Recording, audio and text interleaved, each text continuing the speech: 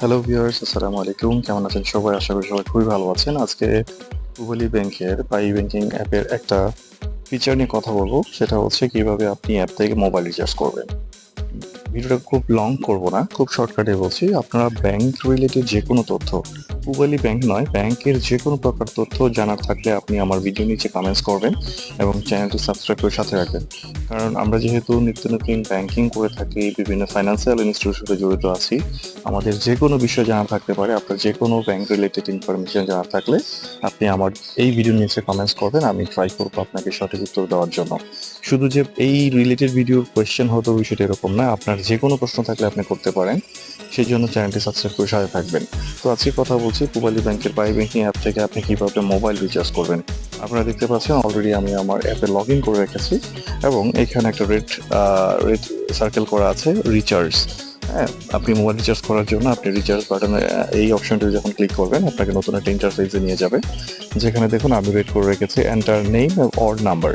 আপনি এখানে চাইলে আপনার যদি নাম লেখেন, অর্থাৎ আপনার মোবাইলে যদি মোবাইলের নাম্বারটি আগেই সেভ করা থাকে, আপনি চাইলে নাম লিখলে ওই নাম্বারটি অটোমেটিক্যালি সামনে চলে আসবে। আর যদি আপনি সেভ করা না থাকে আপনি এখানে নাম্বার লিখবেন। তো আমি এখানে আমার নাম্বারটা লিখলাম। লেখার পর আপনার আরেকটা অপশন আসবে, সেটা হচ্ছে ট্যাপ টু কন্টিনিউ। ঠিক আছে, আমি যখন আমার নাম্বারটা এখানে টাইপ করলাম, আমি সিকিউরিটির স্বার্থে এটা আমি হাইড করে রেখেছি। আমি ট্যাপ টু কন্টিনিউয়ে ক্লিক করব যখন নাম্বারটি লেখা হয়ে যাবে। তারপর এখানে আমার একটা ইন্টারফেস দেখাবে, যেখানে আপনি কোন নাম্বারে টাকাটা নিতে চাচ্ছেন সেটা দেখাবে। আপনার নাম্বারটি প্রিপেইড না পোস্টপেইড আপনি সেটা সিলেক্ট করতে হবে। নর্মালি আমাদের মোবাইল নাম্বারগুলো প্রিপেইডই হয়ে থাকে, আর যাদের পোস্টপেইড সেটা তো আমরা জানি যে আমাদের কার পোস্টপেইড, তখন আপনি পোস্টপেডে ক্লিক করবেন। আমি যেহেতু প্রিপেড নাম্বারে রিচার্জ করব, আমি প্রিপেডে ক্লিক করলাম এবং এটা ব্লু হয়ে গিয়েছে। আপনার পোস্টপেড হলে পোস্টপেডে ক্লিক করবেন, পোস্টপেডটা ব্লু হয়ে যাবে। নিচে দেখুন ডেবিট অ্যাকাউন্ট, ডেবিট অ্যাকাউন্টটা অটোমেটিক্যালি চলে আসবে। আপনার অ্যাকাউন্ট যদি একাধিক থাকে, ধরুন আমার একাধিক অ্যাকাউন্ট আছে, তাহলে এখানে ক্লিক করলে আপনার অন্য অ্যাকাউন্টগুলো শো করবে। আপনি যেই অ্যাকাউন্ট থেকে রিচার্জ করতে চাচ্ছেন ওই অ্যাকাউন্টটা সিলেক্ট করবেন।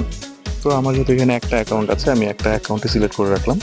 যদিও আবার বলছে এগুলো সিকিউরিটি পারপাসে হাইড করা আছে, আমি দেখাচ্ছি। হ্যাঁ, দেন অ্যামাউন্ট, বাই ডিফল্ট কিছু কুইক অ্যামাউন্ট দেখাবে, আপনি এখান থেকে চাইলে সিলেক্ট করতে পারেন। আর যদি আপনি বাই ডিফল্ট লিখতে চান, আপনি অ্যামাউন্টে টাচ করলে আপনার কিবোর্ড লাইভ হবে এবং এখান থেকে আপনার অ্যামাউন্ট লিখবেন। ধরুন আমি এখানে 70 টাকা লিখি, 270 টাকা আমার এখন রিচার্জ করা প্রয়োজন।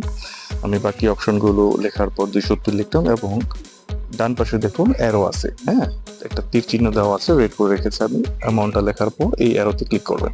অ্যারোতে ক্লিক করার পর বাই ডিফল্ট আপনাকে টোটাল যেই সামারিটা সেটা দেখাবে যে কত টাকা রিচার্জ করছেন, কোন অ্যাকাউন্ট থেকে ডেবিট হবে। হ্যাঁ, আপনার অ্যাকাউন্ট টাইটেল এবং অ্যাকাউন্টে বর্তমানে আপনার কত ব্যালেন্স আছে।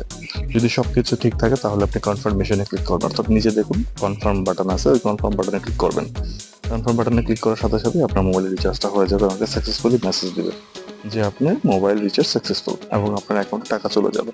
যদি কোনো কারণে টাকা না যায় তাহলে আপনি কি করবেন সেই রিলেটেড ভিডিও আমার অলরেডি দেওয়া আছে, আপনি সেই ভিডিও দেখতে পারেন। আর এছাড়া পূবালী ব্যাংকের পাই ব্যাংকিং অ্যাপ নামে একটা প্লে লিস্ট আমার এই চ্যানেলে দেওয়া আছে। আপনি এখানে আপনার পূবালী ব্যাংকের পাই রিলেটেড যত প্রশ্ন আছে, যত সমস্যা আছে, সবগুলো এখানে সমাধান করতে পারবেন। ব্যাংকিং যে কোনো তথ্য পেতে হলে আপনি অবশ্যই এই চ্যানেলটি সাবস্ক্রাইব করে সাথে থাকবেন। আশা করি ভিডিও ভালো লেগেছে। যে কোনো প্রশ্ন থাকলে করবেন, পরবর্তী ভিডিওর জন্য অপেক্ষা করবেন, লাইক দিবেন, শেয়ার করবেন। ভালো থাকবেন, আসসালামু আলাইকুম।